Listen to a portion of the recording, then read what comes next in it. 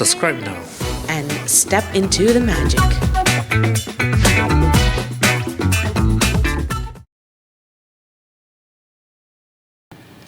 Hi everyone, and welcome back to the Wu Wei's channel.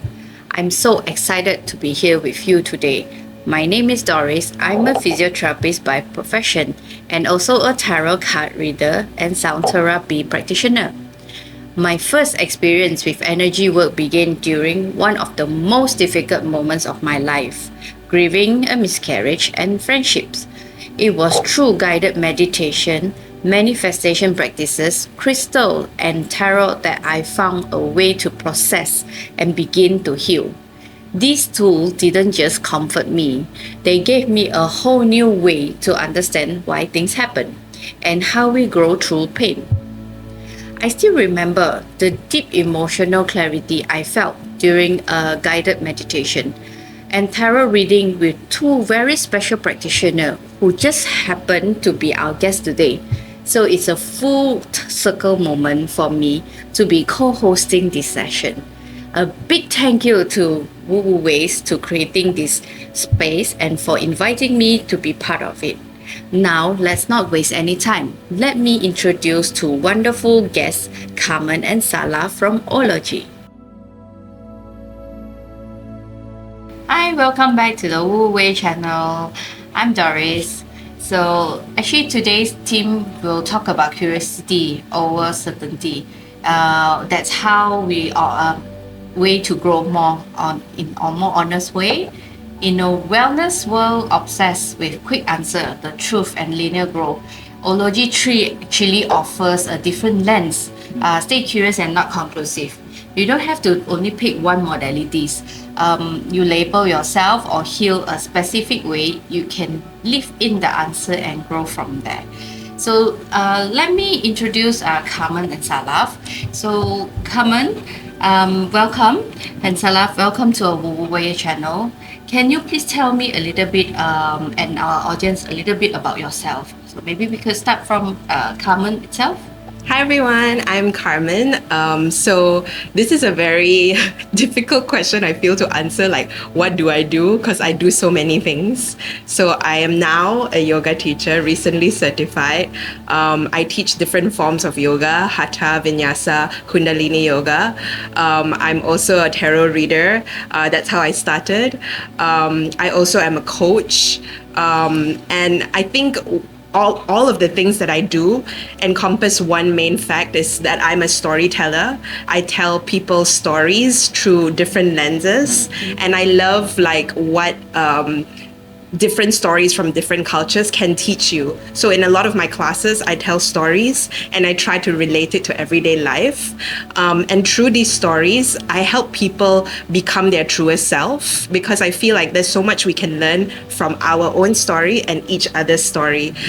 So when I guide people through, I feel like most importantly, I'm also like a coach because I feel like this coaching modality is the best way for you to bring out like this version of yourself and help yourself grow as a person by yourself.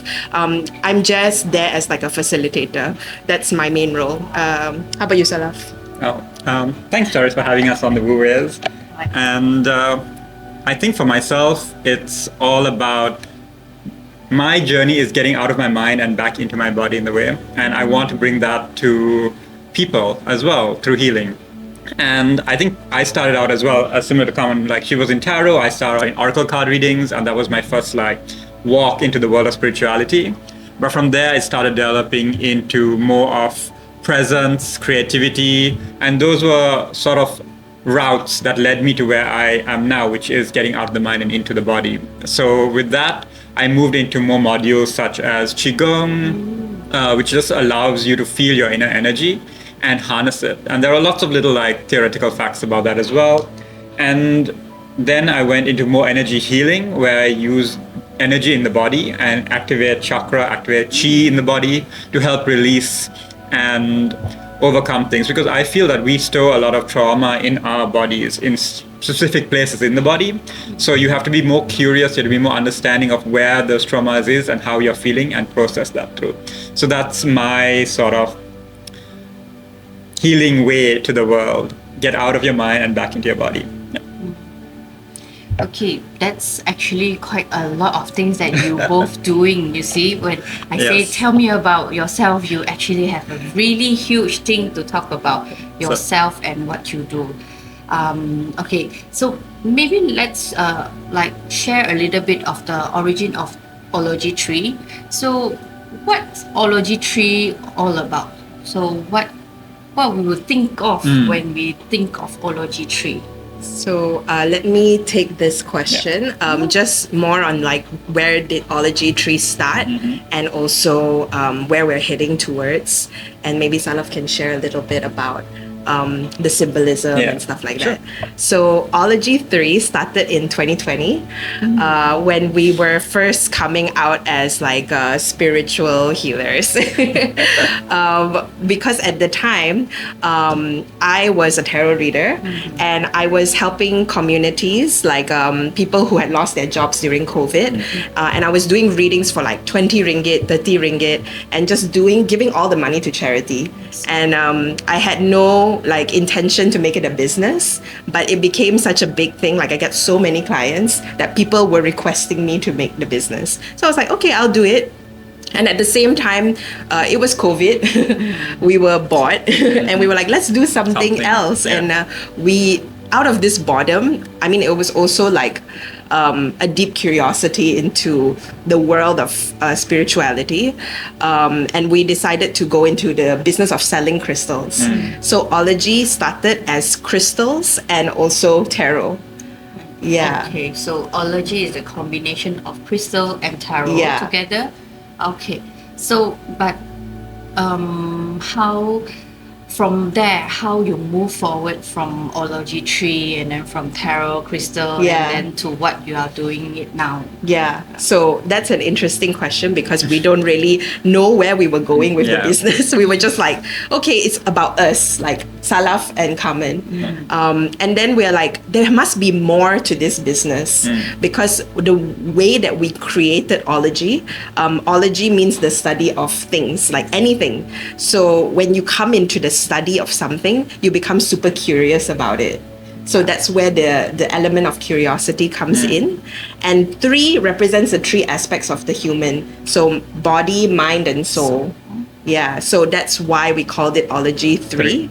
And where we're heading towards now is we wanted the business to be something more than us, more than our identity. We wanted to create a community of people who don't really know where to start.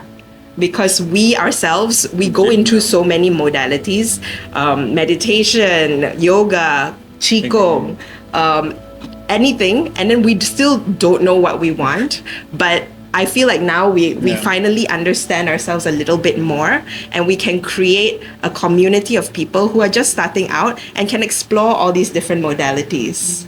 Okay, so that's how you are trying to say that ology tree foundation will be based on curiosity. Yeah. I see. I feel like there is a lot of pressure on like trying to find like your one thing or like your purpose, but it doesn't have to be that way. It's just a limiting belief, and we will get into that later on.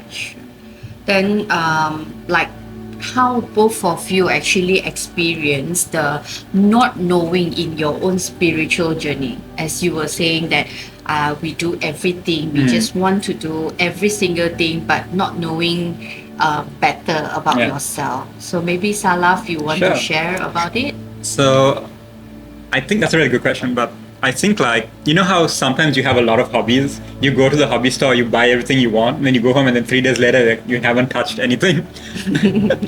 I've like bought paints, we bought knitting equipment during COVID and all that. We do for like a week, a month, and then you just put it aside. So I think healing is like that. There are many different modalities. You can get super into something in the beginning. You can see some KOL or influencers suddenly do some yoga, then I'm going to go do yoga. And then you're in it, and then it doesn't work for me, and you move on. So you can keep trying, experimenting, and see what works for you. I think that's the beauty of spirituality, or just healing in that sense. There are many different modalities, but they all go to the same source, the same answer, basically, that to get healed, right? It's just different ways of expressing it. So we noticed that a lot of people didn't really know what to do. They would get into one thing, like they would get super into yoga, for example, but they're not feeling for it. And then they think, oh my God, maybe it's the problem is with me. And no, it's not. It's just that you haven't found what works for you yet. Even when I do energy healing on people, whether it's body tapping and such, it works for some. Some people don't resonate with it. And that's fine. That's completely fine. So we didn't want to limit people to just like coming to Ology 3 for crystals and tarot reading. We want to open it up so that anyone can find what works for themselves. Really be a place to explore different modalities, different ways to understand yourself better and to heal. So I think that is where Ology 3 is going now with that. So basically, that's the limiting belief that we always tell ourselves, no, you must master into one modality only, instead of using varieties of modalities to actually help ourselves. So by your meaning would be saying that, okay, I could try out everything. That is part of my own healing journey until one thing that I can use that to help people, but that doesn't mean tarot works for everybody. Doesn't mean oracle works for everybody. I have a really good quote for that actually. They say a jack of all trades but a master of none is still better than a master of one. So it's not bad to be a jack of all trades in that sense, because you're making yourself and your life more colorful as you go along. True, because we always thought that, like for myself, I think I always thought that, oh, why can't I master one thing? I feel I'll blame it on myself, kind of thing. So I bet most people at our audience, they face the same problem and challenge as well, right? Not to say that mastering one thing is bad. If you want to master something, go ahead. If you really feel connected and resonate with it, go all the way. But when you're in the beginning stage of going down this path, it can be a little confusing, a little daunting. Yes, I agree totally. The confusion and you know, the curiosity to learn everything and to be part of everything. And like beyond learning, I feel like when you go into the journey of I want to heal myself, and you're like, which one do I go for? Astrology, yoga, therapy, sound healing, what? And you're so confused and you're like, maybe I try this, I try that, I try this, I try that, nothing works. But actually what you don't realize is everything is working together. I share a personal story of like when I was doing family constellation one time. It wasn't me conducting, it was someone else. But it was talking about my relationship with abundance and how it relates to my relationship to my mother. And I always, whenever I go into any circle, I always say, okay, I want to heal my relationship with my mother, my relationship with my mother, my relationship with my mother, all the time. And then at this circle, finally, like something shifted, and then my mom called me after this session, like out of the blue. And I was like, she never calls me. This is so weird. And I don't relate that to just the success of family constellation. I relate that to the success of everything that I've done. The therapy, the ho'oponopono, the meditation, the ability to sit with myself. So all of these things work together to make me a more healed person. Meaning to say, as we go through various modalities, like for your personal experience, eventually your mom calls you out of like, really, that is not what she's going to do. So along the way, we change the situation and environment to a better moment, right? I think that is a really good success story, I would say, and worth to share for everyone, because I believe in out there in the society, they would always think, nah, I'm not going to try this because I think I just want to heal myself. Or they might think that I'm doing tarot is just to heal myself and to find ways, but I won't be able to mend the relationship. But your story actually gives everyone's hope, you know, that you see, you're not only doing one, but you're doing variety just to change and shift the energy around us, you see. So I guess that's really cool to for us to explore. Like for example, like you for sure you will be feeling of the pressure of the space of you know, to be clear or fixed. For example, I face a problem, like you face a problem with moms, and how do you want to make sure the pressure of, you know, I need to get this fixed, I need to get this space clear from all this problem? What do you elaborate about that. Yeah. Do you want to like any comments on that pressure in healing spaces? Okay, so I feel like we have this mindset as a collective that I want to be healed. So what is this healed version of yourself? I feel you only are fully healed when you die. Okay. Yeah, because you can only heal yourself fully when you've done all the work. You cannot, even in your old age, there's always going to be something that you need to fix, and it's an ongoing journey. It's not something that you do once and then that's it. Like, for example, you go to therapy one time and you think, okay, I'm done. Like, there was nothing. I'm perfect. Everything's great. Yeah, and you felt like, okay, I cried it out, everything was great, and now I feel great, and I'm not going to attend therapy again. But that's not how it should be. It should be an ongoing process. You should always attend therapy. You should always do something that you resonate with. If sound healing works for you, then go for sound healing.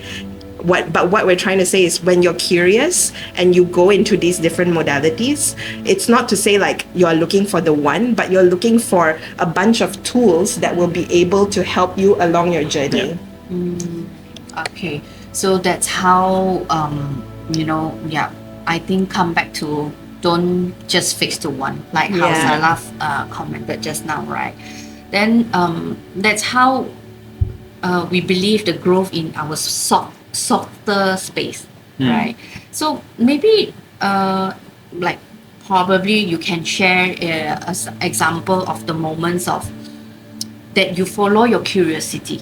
Yeah, maybe like we've been telling about curiosity, we need to explore things, but what are the examples aside from exploring varieties? Maybe a more fixed example that you could give? Okay, example of moments you followed out that for your curiosity. I think I have been following my curiosity from the very beginning. But if you give a short example, would be, I think, energy healing in that sense. I was always curious about understanding trauma in the body and trying to find out how to express. There's something, a personal story about me, like I do not express my emotions. It was very difficult for me to express my, I think as an Asian man, most people don't express their emotions. Yes, but it's true. I realized that in a healthy relationship, even in a healthy, just self-love in that say, allowing myself to express was healing in that sense. Because what I would do is I would internalize and then try to figure it out myself and then push it down until I just pop. So trying to understand that, trying to become more in touch with, some call it feminine energy, some call it more emotional intelligence. I went down this path of discovering what it means to actually allow yourself to release. And a lot of, I think, people nowadays, they release in very unhealthy ways. It could be like anger, it can be some other form. But not to say that anger is a bad thing, but the way they express the anger and stuff, it hurts, you know, your blood pressure rises and all of that. So over this journey of like trying to find how to express and understand my body better, I think Karmun actually passed me a contact to understand sensory energetics. So I went for that workshop and then I did Qigong as well. And those are very in-body things that I found, well, that thought of like being more in touch with my body led me down that path. And once I did those things, I realized that it's very important to release stress and emotion from your body. And I like how curiosity led me, right? Just trying to understand and become more emotional led me far down the line. Because honestly, when I was back, when I first started, I never expected to be here. Like I never expected to be down this line of work. I was working in advertising. I still am a bit, but my idea was, okay, I'm going to work in advertising, become a creative director, make lots of money, chill and relax. And now I'm here sitting talking about Qigong and energy healing in the body. So I'm amazed by how curiosity led me to this moment. And I don't think I would have wanted to work out any other way. Yeah, so I think that is a personal example from my story. How many do you have? Yeah. Okay. If anything, yeah.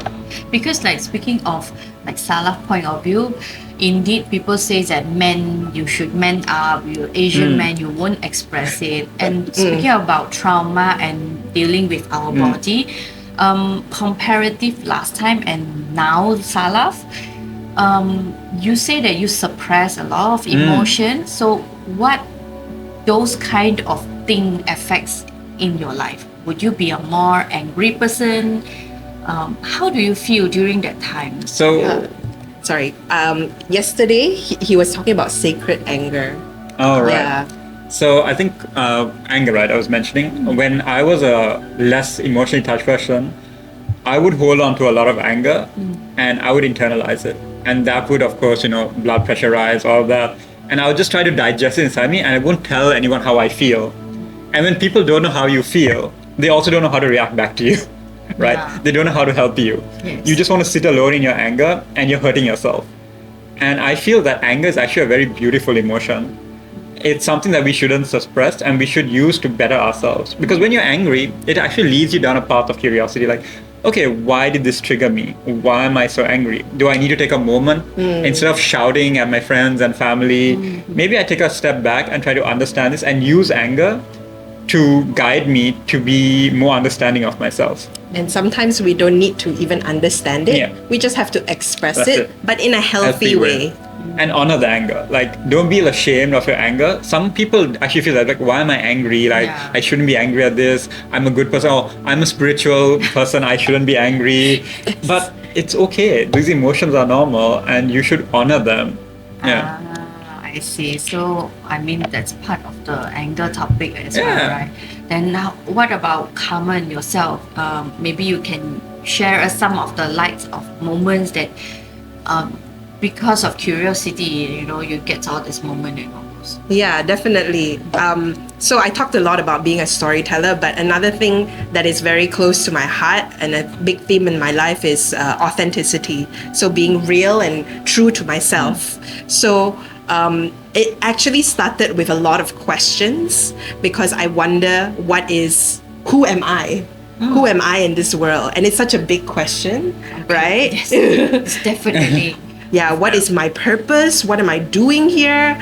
And you go down a rabbit hole. And the thing is, like, when you ask too many questions, you're not actually being curious, you're overthinking. Yeah, because you need to just sit with one question and ask yourself what that means to you. So if I ask, who am I would say I'm a loving and a caring person, and I'm honest. And what does honesty mean to me? So when you sit with that question, other questions come up, and then for you to sit with that question even more, and then how can you embody that in your life? Like, how can I be more honest with the people around me? So after recent months, I've become more honest with the people around me, even in difficult situations. Like Salaf and I, if we have a fight now, we talk about, like, okay, what came up for us during this time, like, and we'll sit with it and we'll say, like, you know what you said hurt me. And I think, like, even if it's a difficult topic, but you come from a space of love, like when you say it, like, what you said just now, it hurt me. And let's explore where does this hurt come from and how we can work to create an environment where we feel safe to talk about it. Yeah. So, through this safe space where we create for ourselves, actually that's how we express to anyone, we find it safe. Because for you truly asking about who am I? So I think it's a really, really big question whereby everyone face the trouble to answer. If I were to ask myself, who am I would always say that, we are very, like, physical. We say that I'm a mother, I'm a wife, I'm a girlfriend, I'm a boyfriend to everybody. But that is not what truly who am I. That is your attachment to the human world. Like, I am a mother, I am a sister, all of these things. I think it's very important to understand the question first. A lot of people, they have a lot of questions and they just try to answer them. Actually take time to understand the question. Who am I? What is the I in the situation? Are you, like you mentioned, attachment? Is my identity based on what other people think or how I am connected to them? Or what is the I in me? And it's really different for different people. So you have to always look back and try to understand the questions you're asking yourself first before blindly running in to answer them. So I think even journaling is something interesting there. Your first thing you journal should be, what does this question mean to me before I start answering it? Yeah, otherwise we would just have, blank moment, don't know what to write. What am I doing with this? What like you guided us about the journal writing. Yes. Some question we would sometimes ask ourselves, what's that? What's abundance to us? Yeah. Abundance can be variety, right? Not the same for each individual. Yeah, I think it's a really big question where I'm still asking myself, who am I daily basis?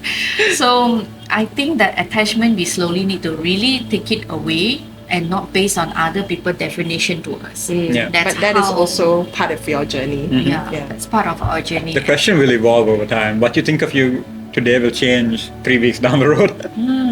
True, maybe. And it's okay. Yeah, okay if it I think it's changes. okay. So at least not to make ourselves so specific about, I just need to do this, I just need to do that, right? So I guess maybe one final question, okay? Why? I think the main question is, what did curiosity makes you unlearn? Yeah, because you have been saying that curiosity makes you learn, but now, just last question, like, what curiosity makes you unlearn things?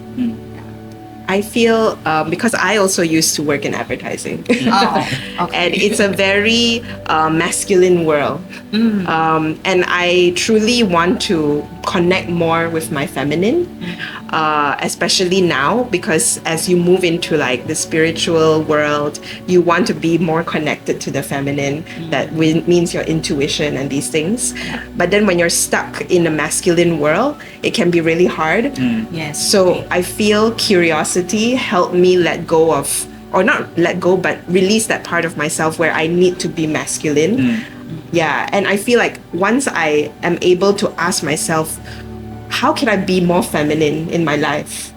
And how can I communicate that with other people around me, my family, my relationships, my friends, that I want to embody feminine energy. So when I did that, then I realized, I can actually sit in the femininity if I allow myself. Okay, how about Salaf? I think for me, curiosity helped me unlearn how to not always go with the flow. So I'm a very chill person, and all my life people say, Salaf, you're so chill, you always go with the flow, nothing bothers you.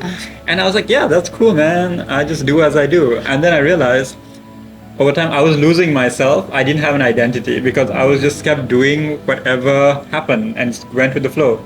And these practices have taught me that I have to be more like a bamboo tree in the wind, right? You can move, but you're still strong and you know who you are.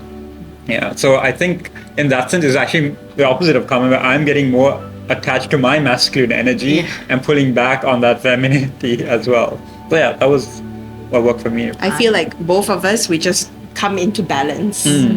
That's like how the yin and yang come into balance, right? I see. Okay, probably we could do a little bit of wrap up and all those about Ology Tree. What would you like to tell and share to our audience if curiosity, if any one of them they're curious about it, what they should do? Do they contact you, and how they venture into Ology Tree? How do they keep in touch with you? So this is amazing timing, because when we are shooting this, we are developing our new website and we're creating something amazing for a community. So just check us out on our Instagram or even on our website. You can just check out Ology3 and it's a jellyfish icon. You can find us very easily. Check down in the link below. I'm sure there's something there. And you guys can know more about who we are as people, but also we are going to explore a multi-teacher library where you can learn so much about yourself and other modalities as well.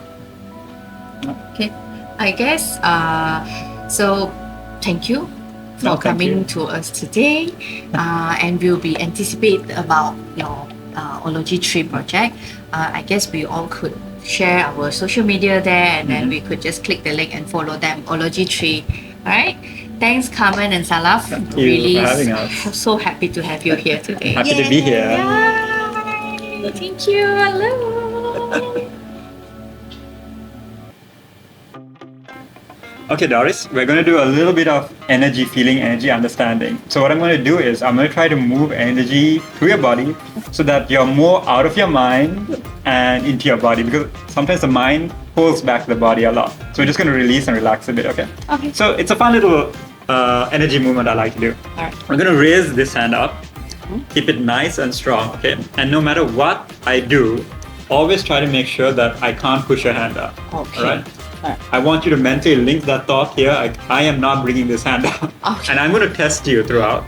All right. And then during this, I'm going to try to manipulate your energy, manipulate your synaptic nerve impulses, and get this hand to go down, okay? All right.